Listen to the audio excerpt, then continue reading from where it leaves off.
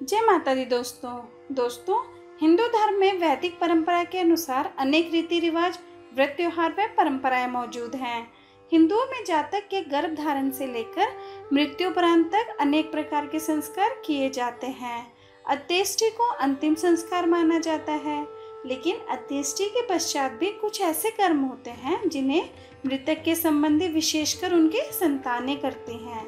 श्राद्ध कर्म उन्हीं में से एक है। दोस्तों, वैसे तो प्रत्येक मास की अमावस्या तिथि को श्राद्ध कर्म किया जाता है, लेकिन भाद्रपद मास की पूर्णिमा से लेकर आश्विन माह की अमावस्या तक पूरा पखवाड़ा श्राद्ध कर्म करने का विधान है। इसलिए पूर्वजों के प्रति श्रद्धा प्रकट करने के इस पर्व को श्राद्ध पर्व कहते हैं। दोस्तों, क्या आप जानते हैं कि श्राद्ध पर्व की भी एक पौराणिक कथा है। पितृपक्ष की पौराणिक कथा के अनुसार जोगे तथा भोगे दो भाई थे। दोनों अलग अलग रहते थे। जोगे धनी था और भोगे निर्धन। दोनों में परस्पर बड़ा प्रेम था। जोगे की पत्नी को धन का अभिमान था, किंतु भोगे की पत्नी बड़ी सरल हृदय की थी। पितृपक्ष आने पर जोगे की पत्नी ने जोगे से उनके पितरों का श्राद्ध करने के लिए कहा, तो जोगे इसे व्यर्थ का कार्य समझकर टालने की चेष्टा करने लगा।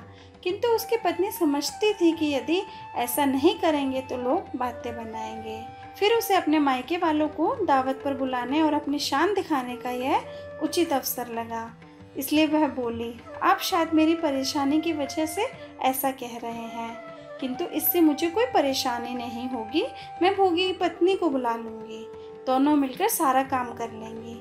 फिर उसने जोगे को अपने पीहर न्योता देने के लिए भेज दिया। दूसरे दिन उनके बुलाने पर भोगी की पत्नी सुबह सवेरे आकर काम में जुट गई। उसने रसोई तैयार कर ली, अनेक पकवान बनाए, फिर सभी काम निपटाकर अपने घर आ गई। आखिर उसे भी तो अपने पितरों का श्राद्ध तर्पण करना था।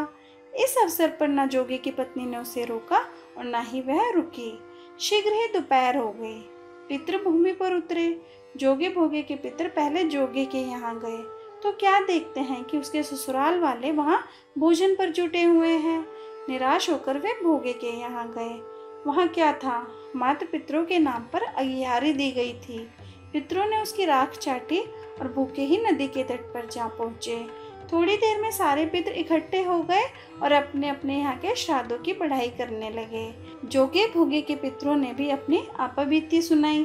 फिर वे सोचने लगे, अगर भोगे आज समर्थ होता तो शायद उन्हें भूखा न रहना पड़ता, मगर भोगे के घर में तो 2 जून की रोटी भी खाने को नहीं थी। यही सब देखकर उन्हें भोगे पर दया आ गई। अचानक फिर नाच नाच कर गाने लगे, भोगे के घर धन हो जाए, भोगे के घर धन हो जाए। सांझ होने को हुई।